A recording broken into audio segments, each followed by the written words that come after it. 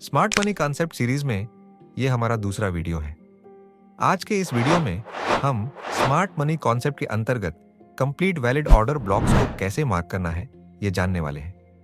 ये fin Nifty का 27 अगस्त का 5 मिनट टाइम फ्रेम का चार्ट है, जहां मार्केट ओपन होने के बाद नीचे से सपोर्ट लेकर रिवर्स करता है और ऊपर निकलकर अपने प्रीवियस हाई को ब्रेक करता है, लेकिन फिर एक बार बहुत तेजी से बिग बेरिश रेड कैंडल्स बनाकर नीचे जाता है, मगर अपने प्रीवियस लो को ब्रेक करने के बजाय फिर से ऊपर निकलते हुए अपने ओल्ड स्विंग हाई को ब्रेक करके ऊपर चला जाता है।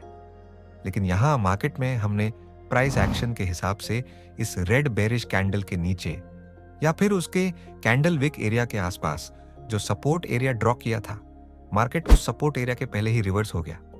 इस कारण बहुत से रिटेल ट्रेडर्स ने सोचा था कि अगर प्राइस इस सपोर्ट एरिया के पास आकर सपोर्ट लेने की कोशिश करेगी तो वे यहाँ लॉन्ग ट्रेड में एंट्री करेंगे, लेकिन मार्केट ने इससे पहले ही रिवर्स कर दिया, जिससे वे बस रिवर्सल को देखते ही रह गए और उन्हें ट्रेड में एंट्री करने का मौका ही नहीं मिला। मुझे लगता है कि ट्रेडिंग करते समय आपके साथ भी ऐसा कई बार हुआ होगा, लेकिन अगर आपने सिर्फ प्राइस एक्शन के सपोर्ट एरिया पर भरोसा करने की बजाय स्मार्ट मनी कॉन्सेप्ट के अनुसार यहाँ वैलिड ऑर्डर ब्लॉक को मार्क करने की टेक्निक सीखी होती तो आप इस जोन को सही से मार्क कर सकते थे, और जैसे ही प्राइस इस जोन में आती तो आप आसानी से लॉन्ग ट्रेड में एंट्री प्लान कर सकते थे। इसीलिए आपको ऑर्डर ब्लॉक के बारे में डिटेल से समझना होगा। तो चलिए सबसे पहले जानते हैं कि ऑर्डर ब्लॉक किसे कहते हैं। मार्केट लगातार हायर हाइज बनाकर ब्रेक ऑफ स्ट्रक्चर करते हुए आगे बढ़ रहा है। अब इस सिचुएशन में अगर एक बिग इंस्टीट्यूशनल बायर मार्केट का बुलिश स्ट्रक्चर देखते हुए लॉन्ग ट्रेड में एंट्री करना चाहे तो वह आप और हम जैसे रिटेल ट्रेडर्स की तरह सीधे एक ही जगह पर मार्केट ऑर्डर लगाकर पूरी क्वांटिटी से एंट्री नहीं कर सकता, क्योंकि हमारी क्वांटिटी छोटी होती है, इसलिए हमारे ऑर्डर्स एक ही प्राइस पर पूरी तरह एग्जीक्यूट हो जाते हैं। लेकिन अगर वह ऐसा करेगा तो उसकी क्वांटिटी बहुत बड़ी होने के कारण जैसे ही वह लाखों की बाइंग ऑर्डर्स लगाएगा, मार्केट में एकदम से बाइंग प्रेशर बढ़ेगा और प्राइस तेजी से ऊपर जाने लगेगा। इससे उसे ज्यादा भाव यानी हायर प्रीमियम पर उस ऑप्शन को खरीदना पड़ेगा, जिससे उसकी बाइंग प्राइस बढ़ जाएगी। उदाहरण के लिए अगर स्मार्ट मनी को 20 से लेकर 25 लाख क्वांटिटी में बाइंग साइड में एंट्री करनी है, लेकिन इस लेवल पे अभी सिर्फ 2 लाख क्वांटिटी के ही सेलर्स मौजूद हैं, तो उस बिग इंस्टीट्यूशनल बायर के 5 लाख में से सिर्फ 2 लाख क्वांटिटी के ही ऑर्डर्स एग्जीक्यूट होंगे, क्योंकि किसी भी ऑर्डर को पूरी तरह एग्जीक्यूट होने के लिए उतनी ही संख्या में बायर्स और सेलर्स चाहिए होते हैं। इसलिए उसे अपनी बाकी क्वांटिटी को हायर प्राइस पर खरीदना होगा, जिससे उसका प्रॉफिट कम हो सकता है।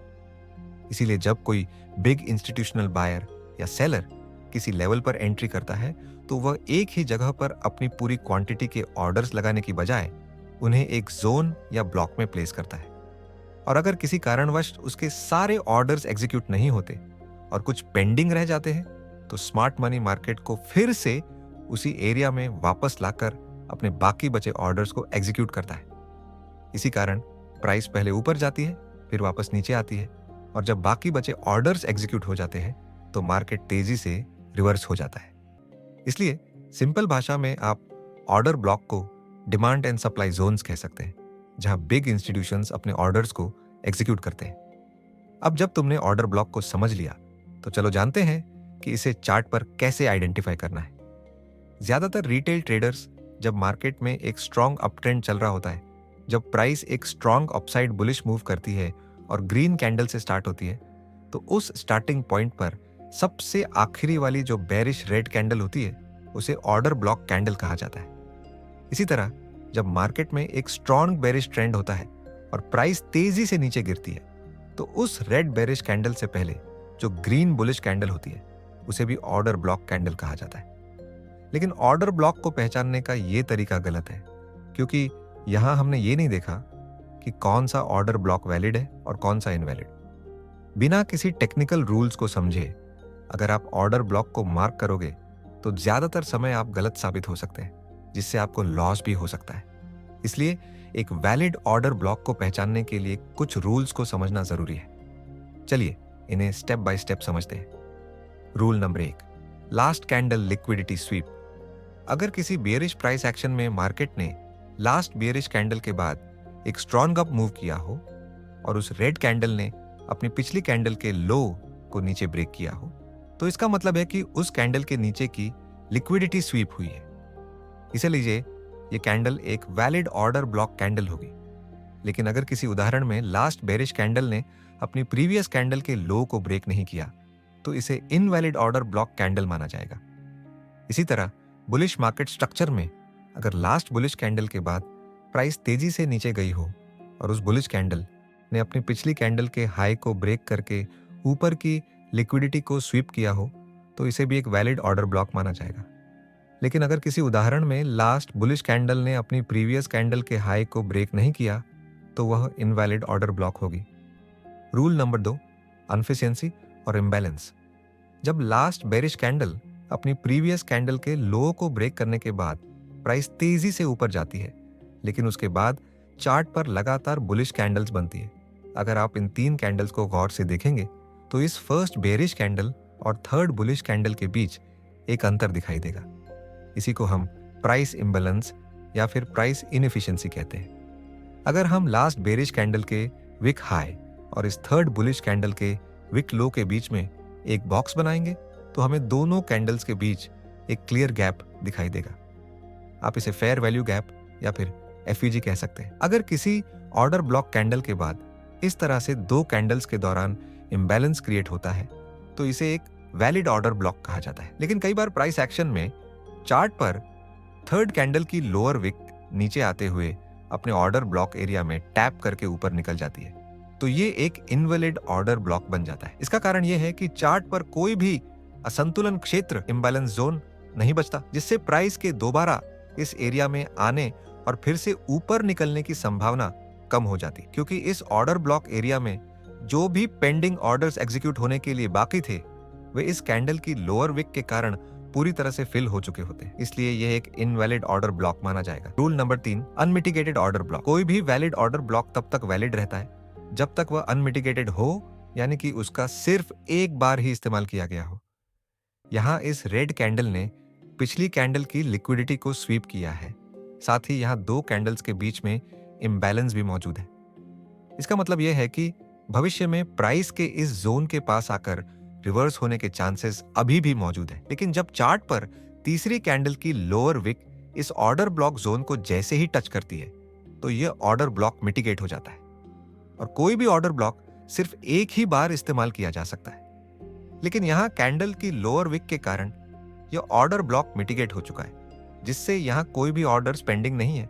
इसी वजह से यह एक इनवैलिड ऑर्डर ब्लॉक बन जाता है। Rule number 4, valid break of structure on chart. यहाँ प्राइस हायर हाइज बनाकर ब्रेक ऑफ स्ट्रक्चर करते हुए आगे बढ़ रही है। साथ ही चार्ट पर इस लास्ट स्विंग लो के पास से प्राइस ने तेजी से ऊपर बढ़ते हुए अपने पुराने स्विंग हाई को ब्रेक किया है। इसका मतलब यह एक वैलिड ब्रेक ऑफ स्ट्रक्चर है। नीचे आते हुए इस लास्ट बेरिश कैंडल ने अपनी पिछली कैंडल के लो को ब्रेक करके इसके नीचे की लिक्विडिटी को स्वीप किया है, जिससे हमारा वैलिड ऑर्डर ब्लॉक का पहला क्राइटेरिया पूरा हुआ है। यहाँ इन 2 कैंडल्स के दौरान प्राइस ने इम्बैलेंस गैप बनाया है और तीसरी कैंडल की लोअर विक ने हमारे ऑर्डर ब्लॉक एरिया को अभी तक टच नहीं किया है। इसका मतलब ये अभी मिटिगेट नहीं हुआ है, जिससे हमारे वैलिड ऑर्डर ब्लॉक के लगभग तीनों क्राइटेरिया पूरे हो जाते हैं। लेकिन अभी तक प्राइस ने अपने पुराने हाई के पास इंड्यूसमेंट क्रिएट नहीं किया। Inducement, the key trap for retail traders. जब भी प्राइस किसी स्ट्रक्चर के पास आकर रिटेल ट्रेडर्स को फंसाने के लिए इस तरह से फेक मूव बनाता है और रेजिस्टेंस या सपोर्ट जैसे इंपॉर्टेंट लेवल्स का ब्रेक होता हुआ दिखाता है, तो इसे इंड्यूसमेंट कहा जाता है। जैसे ही रिटेल ट्रेडर्स इस लालच में आकर इंड्यूसमेंट की दिशा में ट्रेड एंट्री करते हैं, मार्केट तुरंत रिवर्स हो जाता है। यह स्मार्ट मनी कॉन्सेप्ट का सबसे इंपॉर्टेंट पॉइंट है, जिसके बारे में हम आगे आने वाली वीडियोस में और विस्तार से जानेंगे। फिलहाल आप इंड्यूसमेंट को एक फेक ब्रेकआउट भी कह सकते हैं। यहां प्राइस अपने पिछले हाई के पास इस तरह से एक स्ट्रॉन्ग ब्रेकआउट कैंडल के साथ फेक ब्रेकआउट करता है, जिससे चार्ट पर इस इंड्यूसमेंट को देखकर बहुत से रिटेल ट्रेडर्स ब्रेकआउट की दिशा में ट्रेड एंट्री कर लेते हैं। लेकिन फिर प्राइस नीचे जाते हुए इन सभी के स्टॉप लॉस को हंट करती है और इनकी लिक्विडिटी को ग्रैब करते हुए फिर से ऑर्डर ब्लॉक एरिया के पास आकर इसी एरिया से वापस अपने पुराने अप ट्रेंड को फॉलो करते हुए ऊपर निकल जाती है। हालांकि कई बार ऐसा भी होता है कि प्राइस अपने पुराने हाई को ब्रेक किए बिना ही नीचे आकर ऑर्डर ब्लॉक को हिट कर देती है। वैलिड ऑर्डर ब्लॉक के लिए किन फैक्टर्स की जरूरत होती है? इसलिए किसी भी वैलिड ऑर्डर ब्लॉक के लिए liquidity SVEEP, inefficiency, price imbalance और unmitigated area, break of structure द्वारा बनाए गए इंड्यूसमेंट का होना जरूरी है। तभी वह ऑर्डर ब्लॉक पूरी तरह से काम करता है। ऑर्डर ब्लॉक्स बुलिश और बेरिश दोनों तरह के मार्केट ट्रेंड में काम करते हैं। साथ ही आप इन्हें किसी भी टाइम फ्रेम में इस्तेमाल कर सकते हैं, लेकिन टाइम फ्रेम जितनी बड़ी होगी उतनी ही ऑर्डर ब्लॉक के काम करने की एक्यूरेसी बढ़ती है। चलिए अब ऑर्डर ब्लॉक को देखकर ट्रेड एंट्री कैसे करते हैं इसे समझते हैं। ये फिन निफ्टी का 27 अगस्त का 5 मिनट का टाइम फ्रेम का चार्ट है। यहाँ मार्केट ओपन होने के बाद प्राइस नीचे आते हुए इस तरह से प्राइस एक्शन बनाकर अपने स्विंग हाई को ब्रेक करती है, जिससे चार्ट पर एक वैलिड ब्रेक ऑफ स्ट्रक्चर बन जाता है। अब जब प्राइस नीचे से एक स्ट्रॉन्ग मूव करते हुए ऊपर निकलती है, तो यहाँ इस लास्ट बेरिश कैंडल ने अपनी प्रीवियस कैंडल के लो को नीचे की तरफ ब्रेक कर दिया, जिससे इस कैंडल के नीचे की लिक्विडिटी स्वीप हो गई। लेकिन इस रेड कैंडल के बाद चार्ट पर इस तरह से दो छोटी कैंडल्स बनती हैं, जिनकी ओपनिंग और क्लोजिंग लगभग इस रेड कैंडल के अंदर या उसके आसपास ही होती है। इस कारण हम इन दोनों कैंडल्स को इनसाइड कैंडल्स की तरह मान सकते हैं। अब इस स्ट्रॉन्ग बुलिश कैंडल ने यहाँ एक बिग इम्बैलेंस क्रिएट किया है और अभी तक किसी भी कैंडल ने इस ऑर्डर ब्लॉक को मिटिगेट नहीं किया है, इसलिए ये ऑर्डर ब्लॉक अब तक अनमिटिगेटेड है। साथ ही यहाँ वैलिड ब्रेक ऑफ स्ट्रक्चर भी हुआ है, इसलिए अब हम इस ऑर्डर ब्लॉक को एक वैलिड ऑर्डर ब्लॉक मान सकते हैं। हमने यहाँ एक वैलिड ऑर्डर ब्लॉक की पहचान तो कर ली है, लेकिन हमें ट्रेड एंट्री कैसे करनी है, चलिए इसे समझते हैं। ऑर्डर ब्लॉक एरिया में ट्रेड एंट्री करने के मुख्य रूप से 3 प्रकार होते हैं। एक, entry at the top area. आप इस ऑर्डर ब्लॉक के स्टार्टिंग पॉइंट पर अपनी एंट्री करने के लिए इस पॉइंट के आसपास अपनी लिमिट ऑर्डर्स लगा सकते हैं। इसमें आपका स्टॉप लॉस इस ऑर्डर ब्लॉक कैंडल के लो के नीचे रहेगा, जिससे अगर प्राइस नीचे आते समय यहाँ एक लॉन्ग लोअर विक कैंडल बनाकर इस एरिया को टैप करते ही ऊपर निकलती है, तो तुम्हारे लिमिट ऑर्डर पहले से यहाँ लगे होने के कारण तुम्हारी ट्रेड एंट्री मिस नहीं होगी। Entry eight 50% area. इस तरह की ट्रेड एंट्री में जब भी मार्केट में प्राइस इस ऑर्डर ब्लॉक एरिया के 50% के आसपास आती है, तो यहाँ अपनी ट्रेड एंट्री को प्लान कर सकते हो। इसमें तुम्हारा स्टॉप लॉस इस ऑर्डर ब्लॉक एरिया के थोड़ा नीचे एक बफर जोन छोड़कर रखना चाहिए। जब भी चार्ट पर ऑर्डर ब्लॉक कैंडल की साइज बहुत बड़ी होती है, तो हम इस तरह की एंट्री को प्लान करते हैं, जिससे हमारा स्टॉप लॉस छोटा हो जाता है। Entry at the bottom area. इस प्रकार की ट्रेड एंट्री में तुम्हारी एंट्री ऑर्डर ब्लॉक के लोअर लेवल्स पर होती है, जिसमें तुम्हारा स्टॉप लॉस थोड़ा और नीचे की तरफ शिफ्ट होता है। लेकिन कई बार प्राइस ऑर्डर ब्लॉक के टॉप को टैप करते हुए या फिर 50% एरिया के आसपास से ही ऊपर निकल जाती है, जिससे इस ट्रेड में एंट्री लेने से मिस होने की संभावना बढ़ जाती है। यही कारण है कि ज्यादातर ट्रेडर्स इस तरह की एंट्री को अवॉइड करते हैं। अब हमने इस ऑर्डर ब्लॉक एरिया के टॉप पर अपना लिमिट बाय ऑर्डर लगाया है। कुछ देर बाद प्राइस एक लॉन्ग लोअर विक के साथ इस एरिया को टच करते हुए फिर से अपना पुराना ट्रेंड फॉलो करते हुए ऊपर निकल जाती है। यहाँ बुलिश मार्केट स्ट्रक्चर था, इसलिए हमने बुलिश साइड में ट्रेड एंट्री की, और अगर मार्केट में बेरिश प्राइस एक्शन बनता तो हम बेरिश साइड में ट्रेड एंट्री को प्लान करते। वैलिड ऑर्डर ब्लॉक के इंपॉर्टेंट पॉइंट्स। पॉइंट नंबर 1, अगर मार्केट में एक बुलिश ट्रेंड चल रहा है और प्राइस नीचे से ऊपर निकलती है, तो लास्ट बेरिश कैंडल को अगर कोई ग्रीन बुलिश कैंडल नीचे से ब्रेक करती है, तो हम इस ग्रीन कैंडल को ऑर्डर ब्लॉक कैंडल मानेंगे, क्योंकि इस कैंडल का लो अब तक ब्रेक नहीं हुआ है। इसलिए ऑर्डर ब्लॉक मार्क करते समय हमें कैंडल के कलर को देखने की जरूरत नहीं है। उसी तरह अगर डाउन ट्रेंड में सबसे आखिरी वाली ग्रीन कैंडल के हाई को ब्रेक करने वाली कैंडल एक रेड बेरिश कैंडल बनती है, तो हम इसे भी एक ऑर्डर ब्लॉक कैंडल मान सकते हैं, क्योंकि इस कैंडल ने पिछली कैंडल का हाई ब्रेक किया है। पॉइंट नंबर, कोई भी ऑर्डर ब्लॉक तब तक वैलिड रहता है जब तक वह अनमिटिगेटेड है। अगर प्राइस किसी वैलिड ऑर्डर ब्लॉक को एक बार टैप कर लेती है, तो वह मिटिगेट हो जाता है और भविष्य में हमारे किसी काम का नहीं रहता, क्योंकि एक ऑर्डर ब्लॉक सिर्फ एक बार ही इस्तेमाल किया जा सकता है। पॉइंट नंबर 3, एक बुलिश मार्केट स्ट्रक्चर में हमें हमेशा बुलिश ऑर्डर ब्लॉक को मार्क करते हुए उसी के हिसाब से एक बुलिश साइड का लॉन्ग ट्रेड प्लान करना चाहिए। उसी तरह जब मार्केट एक डाउन ट्रेंड या फिर बेरिश ट्रेंड में होता है तो हमें बेरिश ऑर्डर ब्लॉक को मार्क करते हुए शॉर्ट ट्रेड एंट्री को प्लान करना चाहिए। पॉइंट नंबर 4, एक वैलिड ऑर्डर ब्लॉक मार्क करने के बाद ये जरूरी नहीं कि मार्केट हमेशा आपकी ट्रेड एंट्री की दिशा में ही मूव करेगा। कई बार आपको स्मॉल मूव्स देखने को मिलेंगे तो कई बार बिग मूव्स भी देखने को मिल सकते हैं। या फिर ऐसा भी हो सकता है कि मार्केट इस ऑर्डर ब्लॉक को रिस्पेक्ट किए बिना उसे ब्रेक करके सीधा नीचे चला जाए। इसीलिए किसी भी ट्रेड में एंट्री लेते समय आपकी कैपिटल प्रोटेक्ट करने और रिस्क मैनेज करने के लिए स्टॉप लॉस का इस्तेमाल जरूर करना चाहिए।